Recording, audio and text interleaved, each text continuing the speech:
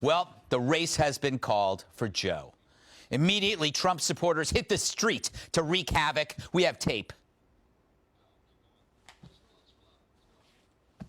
What? You don't have tape? Okay.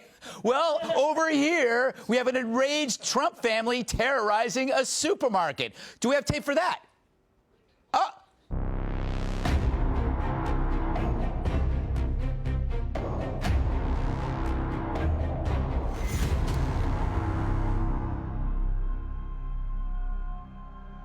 Well, they're not really terrorizing anybody, are they? All right, can we get a live shot of a Trump mob making its way to City Hall?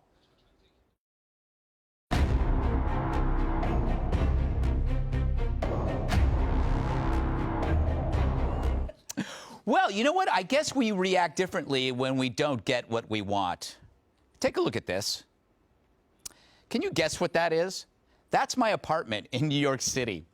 You think it looks like that because we were worried what would happen if Trump lost? No. So, yeah, for Dems calling Trump or anyone a sore loser right now, that might be the worst case of historical blindness ever.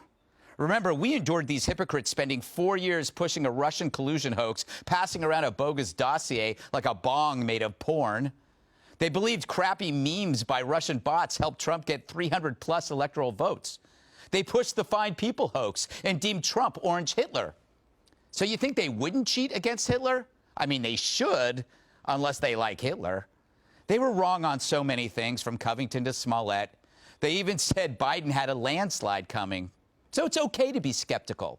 But still, the news says he won, and you don't question the news. But the great news about being you is that politics won't affect your health, your love life, your family, your relationships with true friends, or with your God. Ask yourself, would you give up any of those things to change the race? No, you're not a liberal. Politics isn't your life. Life is your life. Unlike this creep.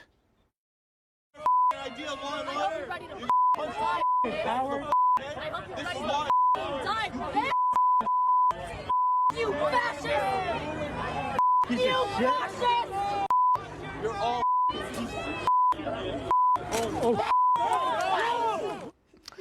Oh, man, imagine being her. You can't. She's like many pathetic souls warped by the politics of hate. Her political choices have made her repulsive. This will never happen to us. You won't see us set fire to shops or spit on cops. You're good. We're all good. And things aren't that bad. So far, the Republicans may keep the Senate, placing Joe under adult supervision, we hope. Sure, the left will picket him like roadkill, but a Republican Senate means there might be some meat left on that bone. And Joe did say he will reach across the aisle, and not just to grab your ass. He also said this tonight. It's time to put away the harsh rhetoric, lower the temperature, see each other again, listen to each other again. And to make progress, we have to stop treating our opponents as our enemies. They are not our enemies. They are Americans. Yeah, I mean, that's really nice. But given that he did put millions of Americans at risk by calling them racist, I don't know. But it's not like Joe ever keeps the same stance for very long. He changes his mind more often than Liz Warren changes nationalities. Still, late-night lapdogs are sad. They wanted a blowout to rub it in your face. They're not just sore losers, but sore winners. I'm very happy and relieved that it looks like we're finally sending this monster back to Mar-a-Lago. I'm also shocked that it was this close. It is unimaginable to me that close to half of American voters saw what this man has done to this country over the last 4 years. Half of us want to keep it going for 4 more years. I feel like I overestimated the American people. Well, the feelings likewise. It's sad it took 12 of his writers to write Americans Are Stupid.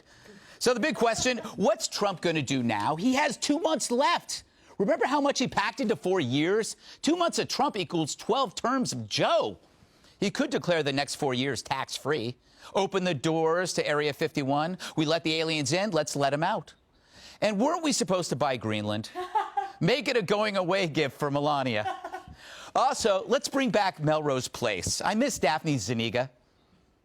And isn't it time to invade Portland? They're asking for it. Since Trump didn't start a single war, he kind of deserves this. And how about one last stimulus, just for cops? So chin up, America. The fact is, Trump as president was fun, but Trump as ex-pres, holy crap. Seriously, who's more interesting, Godzilla or Godzilla on vacation? He's going to be more fun than magic mushrooms in a bouncy castle. He's corn on the cob to Joe's strained peas. You can't get him out of your teeth. And the media won't be able to get enough of him after claiming they had enough of him. Given that they won't be doing any real journalism anyway, they got to keep busy somehow. And Trump will keep them busy. He wasn't just a leader, he was us. He took aim at everything from a place of power that none of us had. Even in the establishment, he wasn't the establishment. He was real. Look at his first term. And it's only his first term, kids. First, he showed you that the media hates you.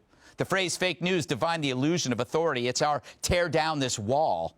Same with pollsters, those vote-suppressing hucksters who asked loaded questions, creating fake opinions that fit their narratives, predicting nothing. They got paid, we got screwed. But not anymore. From now on, when a pollster calls, remember the two words that would get you grounded as a child. It ain't thank you. It's close. We've also learned a crap load about government. Trump shared it all because he was an outsider. On your side, not theirs. He'd tell you about the conversations, the petty grievances, the silliness of it all. And like a new boss, he asked questions no one else would. Why do we do that? Why don't we ask for more? Why is he still here? These were great questions which had great outcomes.